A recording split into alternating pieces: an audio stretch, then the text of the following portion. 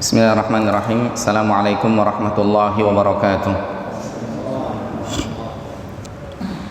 Innal hamdalillah nahmaduhu wa nasta'inuhu wa nastaghfiruh wa na'udzu billahi min shururi anfusina wa min sayyiati a'malina.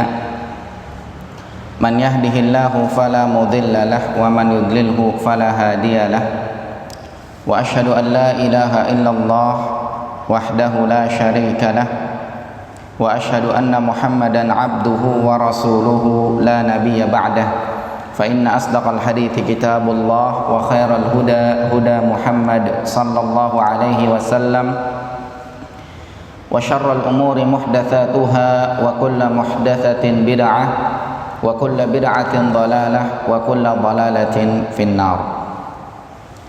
Para jamaah yang dimuliakan oleh Allah Subhanahu wa taala, pada kesempatan malam hari ini, hari Ahad tanggal 1 Dzulqa'dah tahun 1441 Hijriah atau 21 Juni tahun 2020, kita melanjutkan kajian kitab Tauhid karya Syekh Muhammad At-Tamimi rahimahullah, dan kita merujuk kepada penjelasan dari Syekh Muhammad bin Shalih Al-Utsaimin rahimahullah di dalam kitab beliau, kitab Qaulul Mufid. Hari ini merupakan pertemuan yang ke-6 kalau saya tidak salah, dan kita masih membahas bab 1. Kita masih membahas bab 1 tentang hakikat dan kedudukan tauhid. Tentang hakikat dan kedudukan tauhid. Di dalam pembahasan ini hanya berisikan dalil. Yang pertama dalil-dalil dari Al-Quran, dan yang kedua dalil dari As-Sunnah. Kemudian ditutup dengan kandungan isi bab. Pada pertemuan yang sebelumnya kita sudah membahas beberapa dalil yang disebutkan oleh penulis rahimahullah. Yang pertama kita sudah bahas dalil Al-Quran, surat Adz-Dzariyat ayat 56, menerangkan tujuan diciptakannya jin dan manusia agar mereka beribadah kepada Allah Subhanahu wa taala. Dan sudah dijelaskan terkait masalah hikmah diciptakannya jin dan manusia, yaitu agar mereka beribadah kepada Allah Subhanahu wa taala. Kemudian dalil yang kedua sudah dibahas, Al-Qur'an surat An-Nahl ayat 36. Ini keterangan dari Allah Subhanahu wa taala bahwasannya pada setiap umat telah diutus seorang rasul. Tujuannya adalah agar mereka beribadah kepada Allah dan meninggalkan sesembahan-sesembahan selain Allah Subhanahu wa taala. Ini juga sudah dibahas pada pertemuan sebelumnya. Kemudian dalil yang ketiga adalah surat Al-Isra ayat 23 sampai dengan 24. Ini pertemuan terakhir kemarin, penjelasan tentang perintah-perintah Allah Subhanahu wa taala, dan juga ketemu di dalam pembahasan tafsir kita yang biasa setiap Sabtu subuh kecuali pekan pertama. Sudah disampaikan penjelasan tentang ayat tersebut, yaitu perintah agar beribadah kepada Allah Subhanahu wa taala. Kemudian perintah berbuat baik kepada kedua orang tua. Kemudian dan seterusnya, ya, ayatnya sudah kita bahas pada pertemuan yang sebelumnya. Kemudian lanjutannya pertemuan kita pada kesempatan malam hari ini, saya lihat belum pada megang bukunya, belum pada megang kitabnya, mungkin belum disiapkan oleh pengurus. Maka saya sampaikan pembahasan kita malam hari ini adalah Al-Quran, dalil dari Quran surat Al-An'am ayat 151 sampai 153. Mungkin yang megang handphone bisa dibuka Quran Android, surat Al-An'am ayat 151 atau sampai 153. Ini penjelasan tentang 10 wasiat dari Allah Subhanahu wa taala. Ada yang pengen pegang Quran juga boleh, tapi mungkin nggak usah ngambil Quran ya. Quran Android, atau kalau memang yakin aman pakai Quran ya silahkan. Atau yang punya Quran Android dibolehkan, insyaallah boleh dibuka surat Al-An'am ayat 151 sampai dengan 153. Di sini akan kita bacakan sedikit demi sedikit, kemudian kita sampaikan penjelasannya. Ya, surat Al-An'am ayat 151. Allah Subhanahu wa taala berfirman, "Qul ta'alau atlu ma harrama rabbukum 'alaikum." Ini kalimat yang pertama, qul, katakanlah. Allah lagi ngajak berbicara Nabi Muhammad sallallahu alaihi wasallam. Allah memerintahkan Nabi Muhammad sallallahu alaihi wasallam agar mengatakan kepada orang-orang, ta'alau, kemari kalian semuanya. Pengen dijelasin sesuatu oleh Nabi Muhammad sallallahu alaihi wasallam. Atlu ma harrama rabbukum, akan aku bacakan kepada kalian perkara-perkara yang diharamkan oleh Tuhan kalian. Atlu ma harrama rabbukum 'alaikum, akan aku bacakan kepada kalian perkara-perkara yang diharamkan oleh Tuhan kalian kepada kalian. Apa saja perkara-perkara yang diharamkan oleh Allah kepada kalian akan aku bacakan, kata Nabi SAW. Ayo sini ngumpul, duduk, dengerin. Maka perkara yang pertama yang dilarang oleh Allah Subhanahu wa taala adalah alla tusyriku bihi syai'an. Jangan kalian berbuat syirik. Jangan kalian menyekutukan Allah Subhanahu wa taala. Akan aku bacakan kepada kalian perkara yang pertama, yaitu kalian tidak boleh menyekutukan Allah Subhanahu wa taala. Tidak boleh berbuat syirik. Ini yang pertama. Dan syirik insyaallah kita sudah paham semuanya maknanya. Kemudian yang kedua, wabil walidaini ihsana. Terhadap kedua orang tua, terhadap ibu bapak harus berbuat baik. Artinya aku sampaikan kepada kalian, aku bacakan kepada kalian perkara yang diharamkan oleh Allah. Yang kedua adalah jangan durhaka kepada kedua orang tua. Ya, artinya harus berbakti, harus berbuat baik kepada kedua orang tua. Berbuat baik kepada kedua orang tua ini sudah kita sampaikan di pertemuan tafsir yang biasa setiap Sabtu subuh kecuali pekan pertama. Artinya sama dengan yang pertama, kita harus berbuat baik kepada kedua orang tua. Yang kedua, kita tidak boleh menyakiti kedua orang tua. Ada orang yang tidak menyakiti kedua orang tua, tapi dia nggak baik sama kedua orang tua. Ini salah. Ya, mungkin orang tuanya nggak pernah disakiti, tapi nggak pernah berbuat baik, nggak pernah dikasih duit, nggak pernah dikasih hadiah, nggak pernah dikasih bingkisan dan yang lain-lain.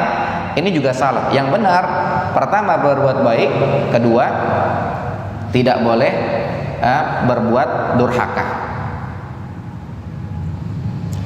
Kemudian yang berikutnya, wala taqtulu auladakum, jangan kalian bunuh anak kalian min imlak, gara-gara takut miskin. Kita perhatikan, sebelumnya disebut harus berbakti kepada kedua orang tua. Kemudian selanjutnya baru disebut jangan bunuh anak gara-gara takut miskin, gara-gara takut nggak bisa ngebiayain, atau gara-gara takut aib nggak bisa nyari duit dan seterusnya. Ini insya Allah kebayang bagaimana dulu orang-orang jahiliyah membunuh anak-anak mereka. Maka dilarang oleh Allah Subhanahu wa taala, jangan bunuh anak setelah Allah menyebutkan sumbernya, asalnya, yaitu kedua orang tua. Di sini dalam Al-Qur'an dikatakan wala taqtulu auladakum, jangan kalian bunuh anak-anak kalian. Aulad di dalam bahasa Arab, kata Syekh Muhammad bin Shalih Al-Utsaimin rahimahullah, ini mencakup laki-laki dan perempuan. Aulad ini laki-laki dan perempuan. Cuma sekarang sebagian orang memahami kalau walad itu laki-laki, kalau binti itu perempuan. Padahal dalam bahasa Arab aulad itu mencakup laki-laki dan perempuan. Jadi kalau laki-laki, anak laki itu ibn harusnya. Ya. Ini ibn ente nih namanya siapa begitu. Tapi kadang-kadang disebutkan walad ente namanya siapa. Dikiranya kalau walad itu laki, kalau bint perempuan. Padahal dalam bahasa Arab aslinya walad itu bisa laki bisa perempuan. Walad ente ada berapa? Oh, walad ana ada 5, 3 laki 2 perempuan misalnya begitu. Tapi kalau ibn ente ada berapa? Ibn itu anak laki. Oh, ibn ana ada 2 gitu. Kalau bintak ente ada berapa? Oh, anak binti anakku yang perempuan ada 2. Jadi kalau ibn bint itu jelas-jelas anak laki anak perempuan. Tapi kalau walad itu bisa laki bisa perempuan. Cuma kebanyakan dipakai ya orang-orang makainya walad itu laki-laki. Ini hanya sekedar menyampaikan penjelasan saja. Dasarnya disebutkan oleh Syekh Muhammad bin Shalih Al-Utsaimin rahimahullah, Allah berfirman di dalam Al-Qur'an surat An-Nisa ayat 11, yusikumullah fi auladikum. Allah berwasiat terkait anak-anak kalian, terkait masalah warisan. Allah mengatakan lidzakari mithlu hadzil unsayain. Laki-laki dapat 2 kali bagian perempuan. Yang jadi patokan dalam ayat ini, Allah mengatakan yusikumullah fi auladikum. Allah berwasiat tentang anak-anak kalian, enggak laki enggak perempuan. Makanya di sini di dalam ayat yang kita bahas, wala taqtulu auladakum, jangan kalian bunuh anak-anak kalian, ya enggak laki enggak perempuan. Ini sama saja, walaupun kebiasaan orang-orang jahiliyah mereka membunuh anak-anak perempuan. Tapi ingat, yang namanya Islam itu paten di setiap zaman dan di setiap waktu. Buktinya zaman sekarang orang nggak pandang bulu, sebagian anak laki anak perempuan juga dibunuh gitu kan. Walaupun zaman jahiliyah dikenalnya mereka hanya membunuh anak-anak perempuan saja. Akan tapi Allah tahu bakal kejadian kedepannya laki pun demikian bakal dibunuh juga. Makanya wala taqtulu auladakum min imlaq, jangan kalian bunuh anak-anak kalian gara-gara takut miskin, gara-gara takut nggak bisa biayain, gara-gara takut nggak bisa nanggung dan seterusnya. Jangan. Dan Allah mengatakan nahnu narzuqukum wa iyyahum. Nahnu narzuqukum wa iyyahum. Kami yang ngasih rezeki kepada kalian. Nahnu, kami, narzuqukum, ngasih rezeki kepada kalian, wa iyyahum, dan kepada mereka. Yang ngasih rezeki kami.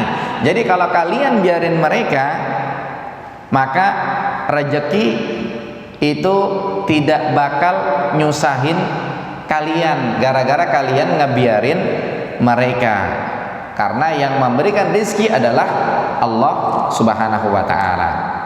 Makanya Allah mengatakan nahnu narzuqukum wa iyyahum. Kami yang ngasih kalian rezeki dan ngasih mereka rezeki. Sehingga kalau kalian biarkan mereka, jangan dibunuh, insya Allah nggak ngaruh sama rezeki kalian. Buat kalian ada rezekinya, buat mereka anak-anak juga ada rezekinya. Selanjutnya, wala taqrabul fawahish. Jangan kalian mendekati fawahish. Jangan kalian mendekati fawahish. Jangan kalian mendekati perbuatan-perbuatan keji. Artinya di sini perbuatan-perbuatan zina. Dan di sini kita perhatikan Allah mengatakan la taqrabu. Allah mengatakan la taqrabu, jangan kalian mendekati. Allah tidak mengatakan la ta'tu, jangan kalian melakukan. Tapi Allah mengatakan jangan kalian mendekati. Ini disebutkan oleh Syekh Muhammad bin Shalih Al-Utsaimin rahimahullah, makna jangan kalian mendekati itu lebih dalam ketimbang makna jangan kalian melakukan. Wong mendekati saja nggak boleh, apalagi melakukan. Wala taqrabul fawahish. Ini sama dengan wala taqrabuz zina. Jangan kalian mendekati zina. Makanya kalau ada yang nanya pacaran hukumnya apa? Jawabannya pacaran hukumnya haram. Lah kan dia nggak ngapa-ngapain Ustadz, udah setahun, 2 tahun, 3 tahun, bahkan udah 6 tahun aman-aman saja. Bukan masalah aman nggak aman. Kita semuanya paham, namanya pacaran itu jalan kepada perzinahan. Walaupun orang kagak zina-zina di tahun pertama, kedua, ketiga, kelima sampai dia menikah kagak zina-zina, tapi kan kita tahu pacaran itu jalan menuju zina. Sementara Allah mengatakan wala taqrabuz zina, jangan mendekati zina. Udah nurut aja sama Allah gitu. Kadang-kadang orang sebagian ngelawan, nggak ngapa-ngapain, udah nggak apa-apa. Jangan fanatik lah, udah. Kadang-kadang orang dibilangin ngelawan gitu. Bukannya kita fanatik, masalahnya kita pengen jadi orang Islam yang taat gitu. Kadang-kadang kita dengar ada orang Kristen yang taat, kayaknya kedengarannya enak gitu. Kenapa kita nggak mau jadi orang Islam yang taat gitu kan? Itu aja, kita pengen jadi orang Islam yang taat. Jadi tetap kalau ditanya apa hukumnya pacaran, kita katakan haram, nggak boleh ya pacaran, karena Allah mengatakan wala taqrabuz zina, jangan mendekati zina. Mendekati zina dalam hal ini pacaran. Dan kita tahu berapa banyak orang yang pacaran ujung-ujungnya zina. Walaupun kita tahu ada orang yang pacaran bertahun-tahun kagak zina-zina, itu bukan patokan. Sama seperti sholat 5 waktu hukumnya wajib.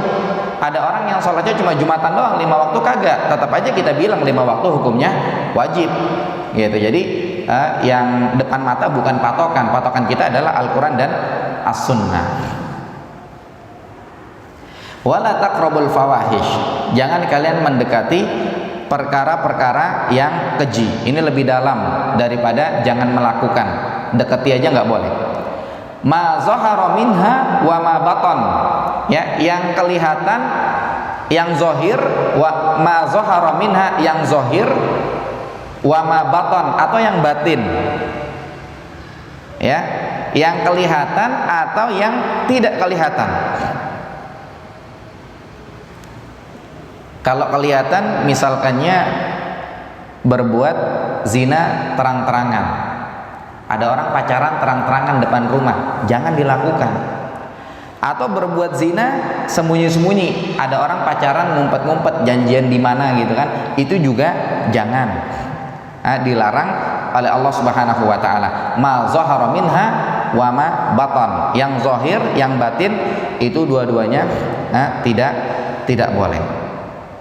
Kemudian ada pendapat lain menyebutkan yang zahir dan yang batin maksudnya perbuatan fahisyah yang besar atau yang kecil. Itu sama saja, dua-duanya jangan dilakukan. Kemudian berikutnya wala taqtulun nafsal lati harramallahu illa bil haq. Wala taqtulu, jangan kalian membunuh an-nafsa, membunuh jiwa, allati harramallahu, yang diharamkan oleh Allah, illa bil haq, kecuali dengan alasan yang benar. Jangan membunuh jiwa yang diharamkan oleh Allah.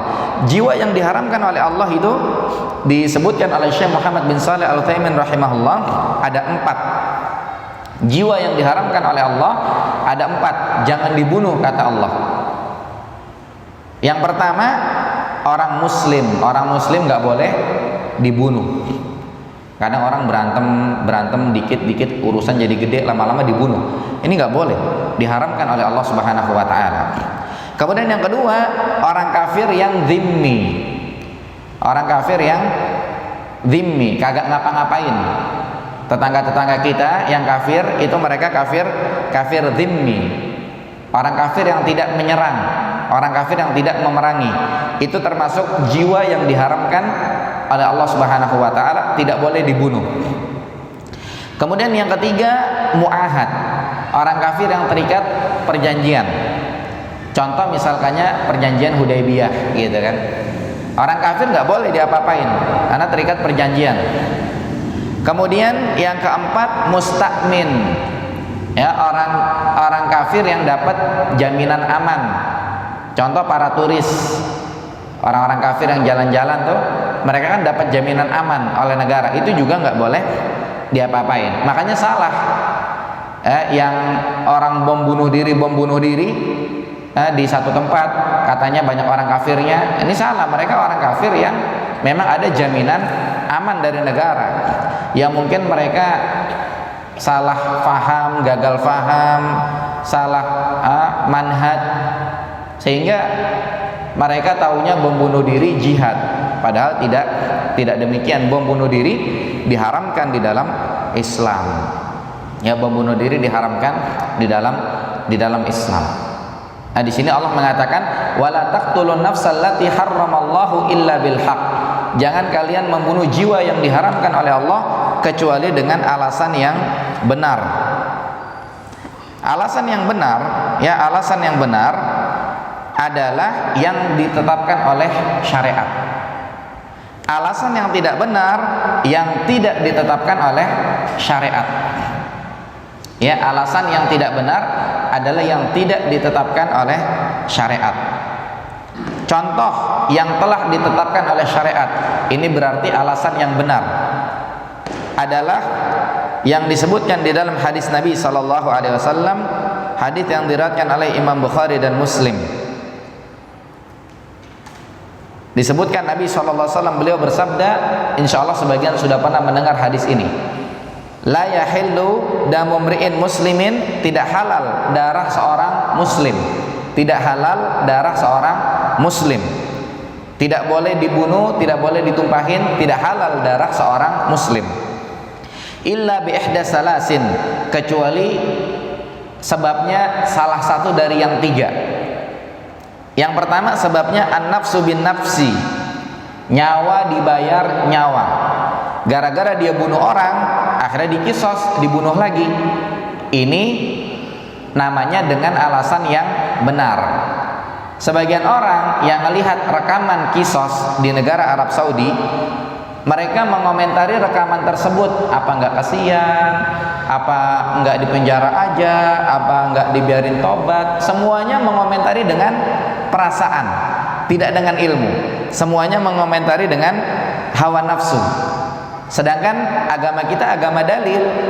Nabi SAW mengatakan darah seorang muslim tidak halal kecuali sebabnya salah satu dari yang tiga. Yang pertama, nyawa dibayar nyawa. Kalau ada orang bunuh, ya dibunuh lagi. Cuma memang kalau misalkannya contoh kejadian dekat-dekat kita, ada orang yang lawan arah, kemudian kejadian tabrakan, akhirnya salah satu mati, meninggal dunia. Ini kemarin pengajian nyawa dibayar nyawa, berarti ini bunuh aja orangnya. Tidak seperti itu. Ya, nyawa dibayar nyawa, urutan hukumnya, rentetan hukumnya, perjalanan hukumnya seperti perjalanan hukum kisos yang di Arab Saudi. Nggak gampang lah, ada prosesnya. Ya. Atau misalkannya kejadian di tengah-tengah masyarakat, ada orang berantem, ditusuk pesok, mati. Kemarin belajar katanya nyawa dibayar nyawa, langsung ditusuk pesok balik dia rame-rame. Enggak begitu juga.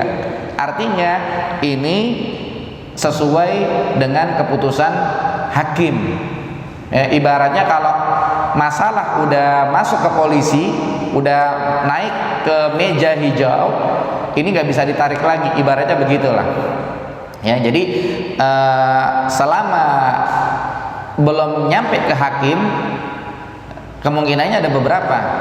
Ya, kemungkinannya misalkannya keluarganya memaafkan, akhirnya pakai diat saja.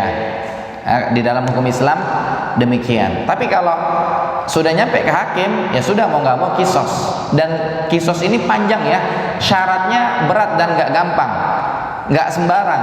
Sampai disebutkan kisos yang dilakukan di Arab Saudi, ada namanya di sana Masjid Kisos kalau nggak salah, ada tempat khusus buat kisos.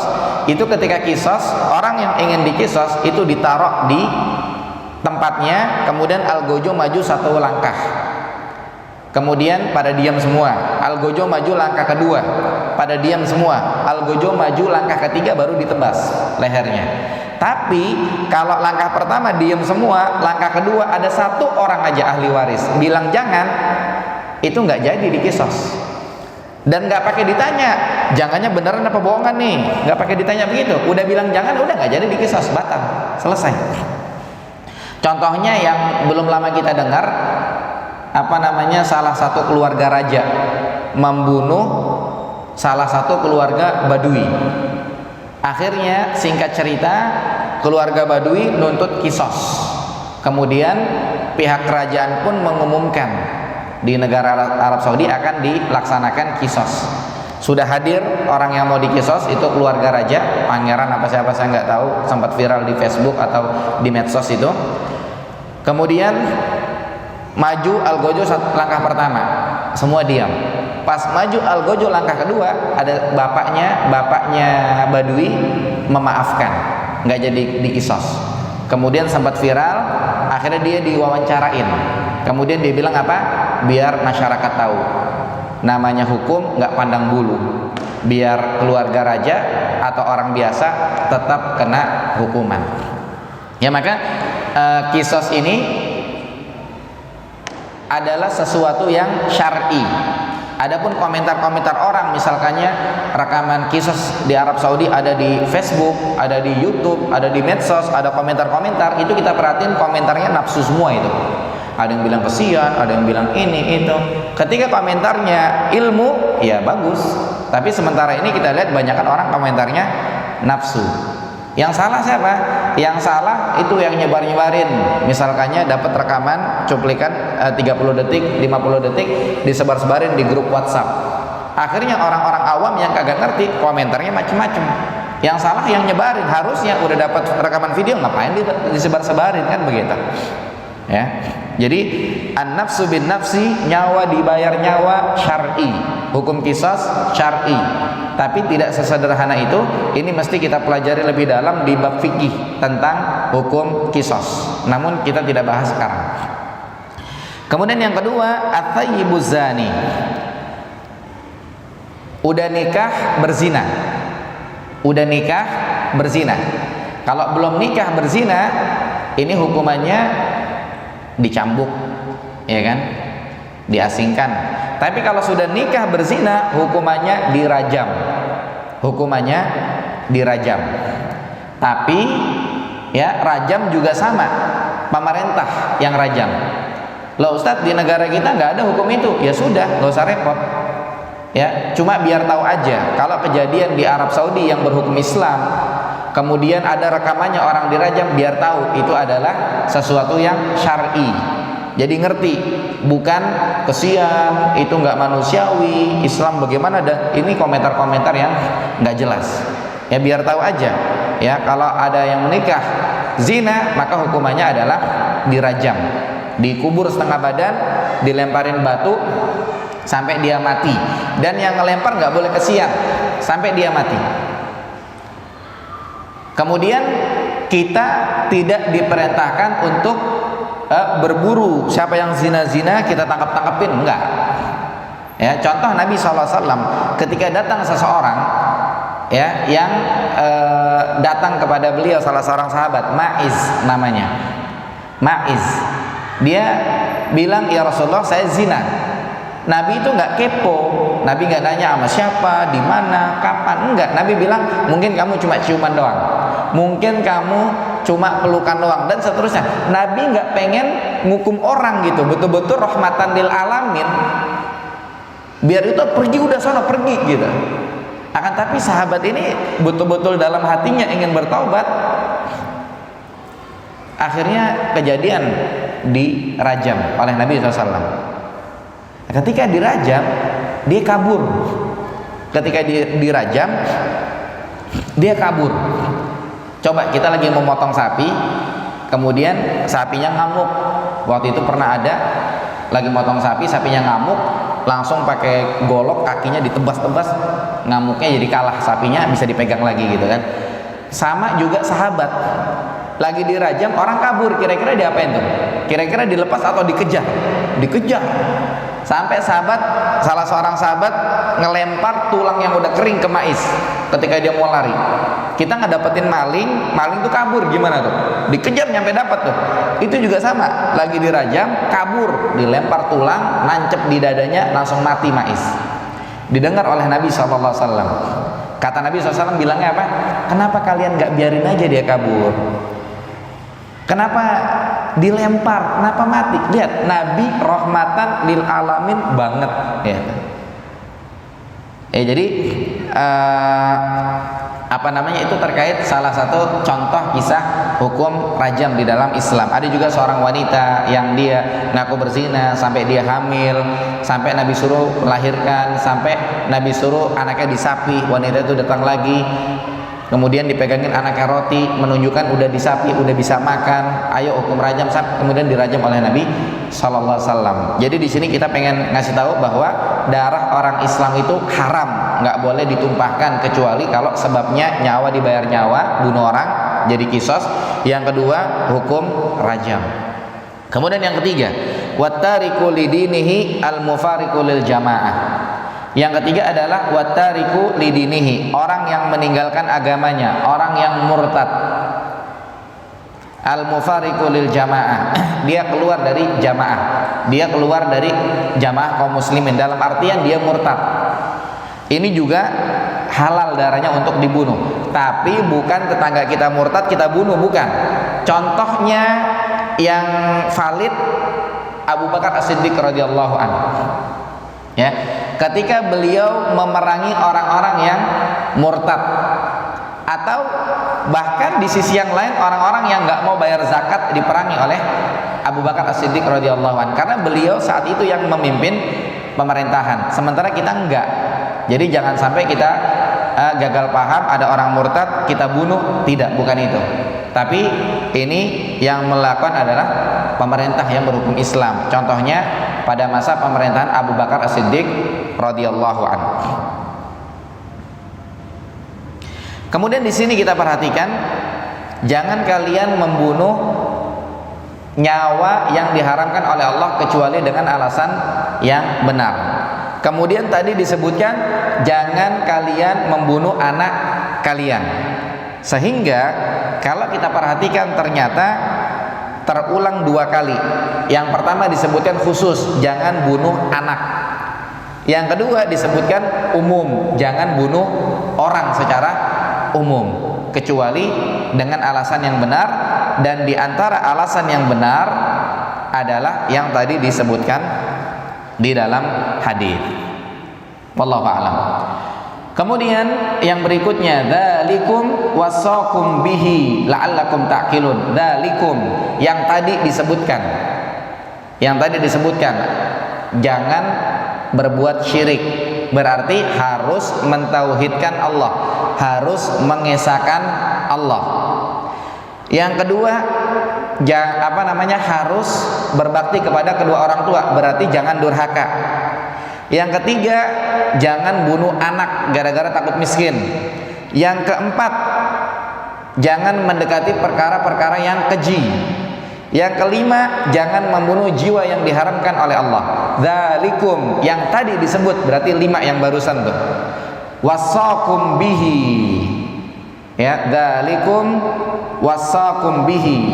Yang demikian itu adalah kalian diperintahkan oleh Allah Subhanahu wa taala. Yang 5 itu kalian diperintahkan oleh Allah, kalian diwasiatkan oleh Allah Subhanahu wa taala, la'allakum ta'qilun, agar kalian berakal, agar kalian berpikir, agar kalian memahami. Ya, agar kalian memahami. Jadi yang tadi disebut adalah wasiat dari Allah, perintah dari Allah agar kita pahamin dan kita amalkan. Ini 5 wasiat yang pertama. Sampai di sini ada yang bertanya? Baru 5, ada 10, baru 5. Tidak ada pertanyaan, kita lanjut di ayat berikutnya. Wala taqrabu malal yatim. Ya. Wala taqrabu malal yatim illa billati hiya ahsan. Wala taqrabu, jangan kalian mendekati malal yatim, harta anak yatim, illa billati hiya ahsan, kecuali dengan cara yang bagus, dengan cara yang baik. Tidak boleh kita mendekati harta anak yatim kecuali dengan cara-cara yang baik. Cara yang baik di sini dilihat dari sisi dunianya iya, dilihat dari sisi akhiratnya juga iya. Contoh, kita megang harta anak yatim ada 100 juta, 500 juta, 700 juta, dan seterusnya. Kemudian kita pengen puter buat bisnis. Kemudian kita lihat di lapangan ada dua peluang bisnis. Bisnis yang pertama itu untungnya banyak tapi riba. Bisnis yang kedua untungnya dikit tapi enggak riba. Maka yang lebih didahulukan adalah bisnis yang kedua. Jadi jangan dekat-dekat sama harta anak yatim kecuali dengan cara yang benar, kecuali dengan cara yang baik. Perhatikan sisi dunia dan akhiratnya. Dunianya nggak apa-apa keuntungan dikit, yang penting nggak riba sisi akhiratnya. Itu diantara contohnya. Perhatikan maslahat dunia dan akhirat. Atau mungkin yayasan-yayasan yatim yang mengelola duit anak yatim, ini juga sama. Wala taqrabu malal yatim illa billati hiya ahsan. Jangan kalian mendekati harta anak yatim kecuali dengan cara yang baik. Hatta yablugha asyuddahu. Ya, sampai mereka dewasa. Artinya kalau mereka udah dewasa, duitnya dikasih. Dan di sini disebutkan oleh Allah Subhanahu wa taala hatta yablugha asyuddahu. Sampai mereka dewasa. Artinya di sini sampai dia lulus ujian dari kita gitu. Ini pernah kita bahas di awal-awal surat An-Nisa. Ya, tafsir surat An-Nisa sama. Lagi-lagi tafsir yang biasa ketemu setiap Sabtu subuh kecuali pekan pertama. Ini sudah kita bahas.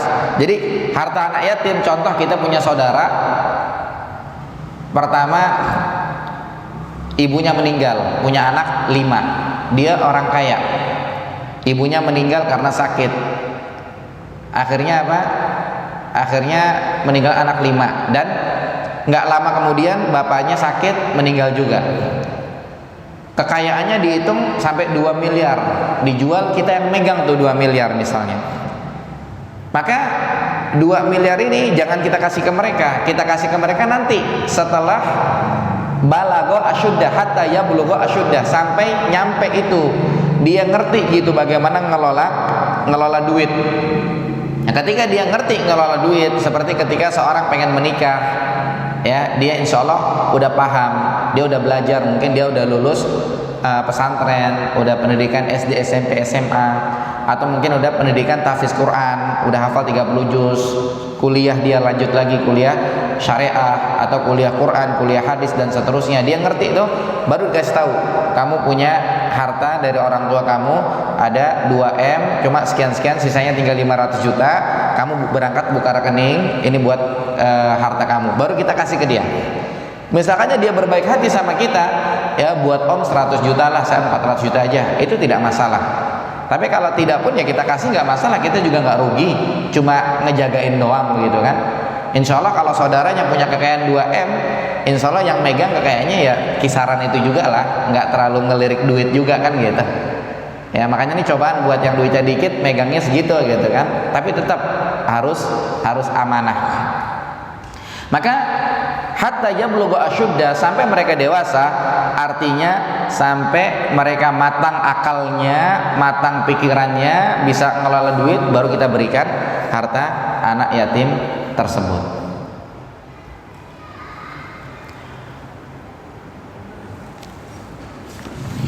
Kemudian berikutnya wa auful kaila wal mizan. Ya, wa auful kaila wal mizan, artinya sempurnakan takaran dan timbangan. Atau sempurnakan kalau kita timbangannya pakai kilo-kilo atau pakai liter-liter, itu disempurnakan. Wa auful kaila wal mizan, disempurnakan kalau kita nimbang. Kemudian selanjutnya bunyinya apa? Bil qist, dengan adil. Dengan adil. Jadi kita kalau nimbang harus adil.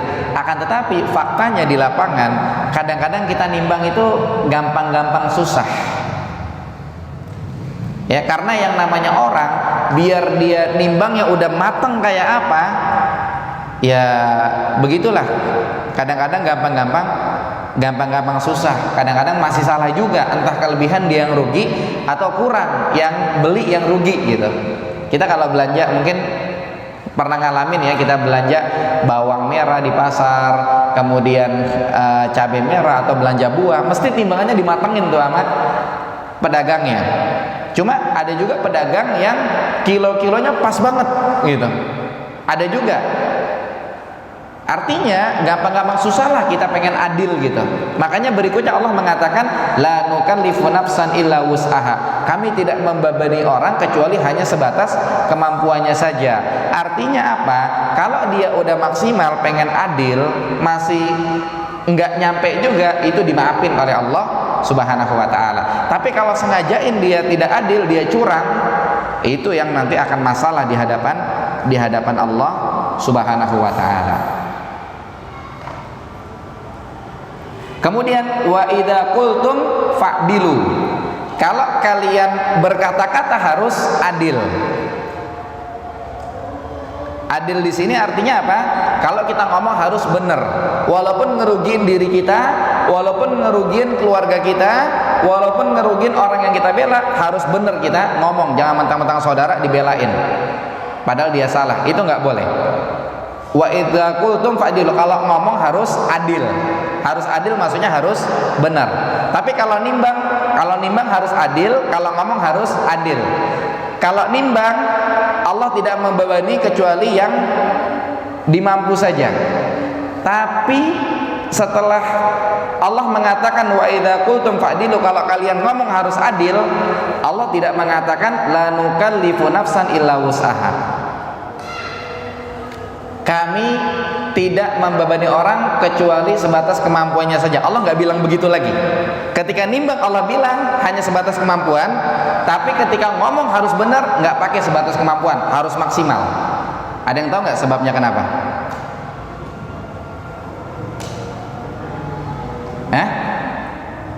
Sebabnya ada yang tahu kenapa? Sebabnya adalah kalau kita nimbang, ya begitu gampang-gampang susah untuk adil, apalagi pakai alat, pakai timbangan. Tapi kalau kita ngomong itu rata-rata, ya nggak mungkin seperti nimbang gitu, nggak mungkin. Artinya gampang-gampang aja untuk kita berlaku adil, tidak ada penghalang. Itu diantara penjelasannya. Di sini dikatakan walau kana dza qurba, walaupun